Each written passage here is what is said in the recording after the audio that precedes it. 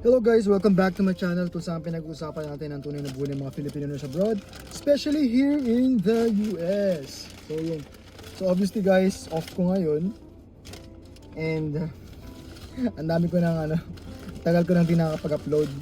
Nung nasa Pilipinas ako, sabi ko gagawa ako ng content. Tapos yung mga kaibigan ko mga nurses, gusto ko rin sana ma-interview, ganun-ganun, kung ano ba yung mga plano nila. Any US plans ba para sa kanila. Wala, hindi ko rin nagawa kasi mas in-enjoy ko na lang yung bakasyon ko. So yun. Meron ako kaninang appointment kanina somewhere dito sa around dito sa Orlando. So yun. And update guys. Second week ko na sa day shift. So far so good. Yung first 3 days ko after vacation, medyo chaotic, medyo struggling kasi hindi ko pa alam yung kasi nag-shadow nga ako syempre. Usually pa mga ganun, di ba, kailangan yung technique or style na nagtuturo sa'yo, medyo yun yung gayahin mo para at least hindi ka masabihan ng kung ano or hindi ka magkaroon ng bad comments. So this week mag-isa na lang ako, so first time ko nag-solo kahapon. So medyo sobrang ganun talaga pa nag-start yung shift mo ng toxic ka. Kasi kanina kahapon pumasok ako, may isa akong pasyente na hypotensive na. So expected ko na, sabi ko, pag hindi pa tumaas to sa akin, malamang sa malamang upgrade to ICU talaga. Which is yun nga nangyari, na-upgrade siya sa ICU. Ang agaga pa siguro mga 9 o'clock pa lang, so nag-transfer na ako ng pasyente. I received 4 patients. So sabi ko safe na ako, 4 na kasi na-receive ko. So if ever magkakaroon ng admission, nasa last na ako. So it just so happen na yung nag-upgrade ako. So ako yung first admission, so hindi pa ako, 'di ba, nag-upgrade ako. So hindi ko pa na masyadong yung oras ng umaga kasi sobrang dami ng gamot. Tapos 9 o'clock nag-start na mag-round sa mga doctor. So yun, medyo nangarag ako. Tapos nag-admit ako, and then after that, after lunch, nag-discharge naman ako ng pasyente. So yung mga discharge, kumbaga yung pinakabago lang sa akin is number 1, yung oras talaga. Kasi hindi ko alam paano i-manage yung oras sa umaga kasi nga maraming dapat gawin. Nag-round yung mga doktor, nandiyan yung family, tapos yung gamot. And then yun nga, yung mga discharges ng mga pasyente. Pag discharge kung ano yung dapat gawin.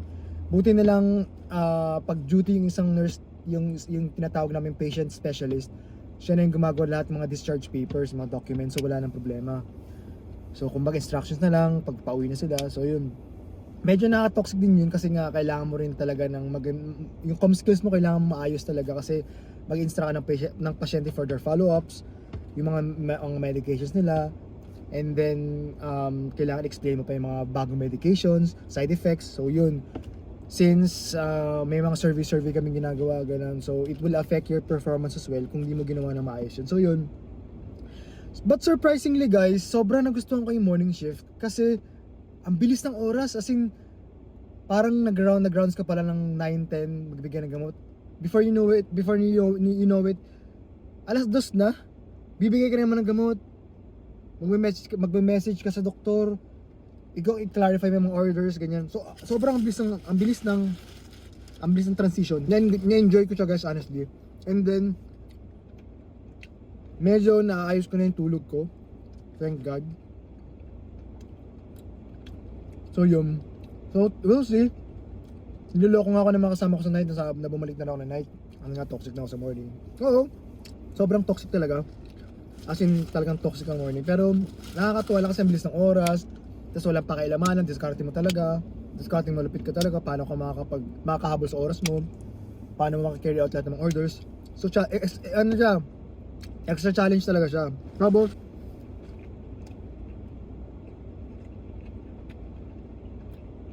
after shift mo, pag-uwi ka lang, pag-out ka ng 7, parang ang dami pang pwedeng magawa after that. Pwede ka pa mag-workout. Di ba? Maglakbat siya, karoon na nightlife, social life. So okay talaga rin yung morning. Yun nga lang, downside niya, mababa yung, nabawasan ako ng 500 to 600 per paycheck. Pero inisip ko na lang mas importante yung ano sa akin, yung health talaga, yung tulog ko. Kasi any moment parang feeling ko stroke ako kasi parang yung pumipintik-puntig na yung mga ugat ko dito sa leeg dito sa batok, sa leeg, and yun na dito. So yun na lang iniisip ko, sabi ko, bahala na. Try ko na lang mag-pick up sa morning since ang morning naman sa unit namin, bihira yung nasa standby sa morning. So, yun. Unlike sa night, pag magbaba ang census, automatic standby ka or ma-float ka. And then ano ba?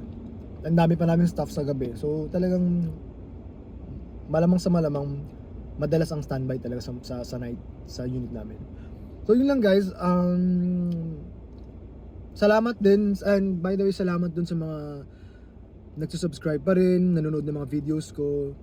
Yung mga unang-unang videos ko, yun yung mga maayos talaga, yung mga about sa nursing talaga yun yung journey ko.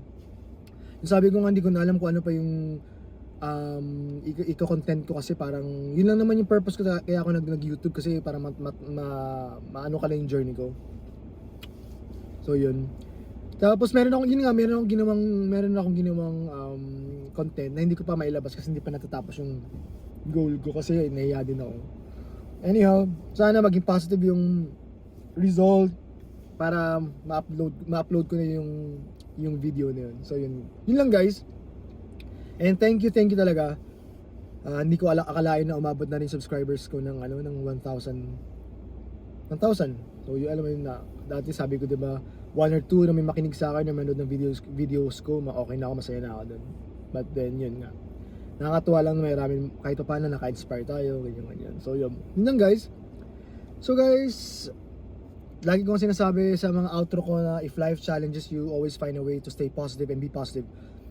Tough times are just temporary and that these too shall pass. So Pinoy RN, soar high, we've got this, you've got this.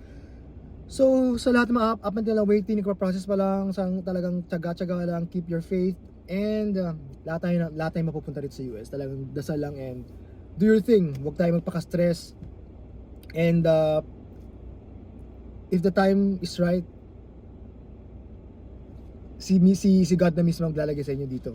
So yun lang guys, and for more nursing adventures and interesting stories, follow for more guys.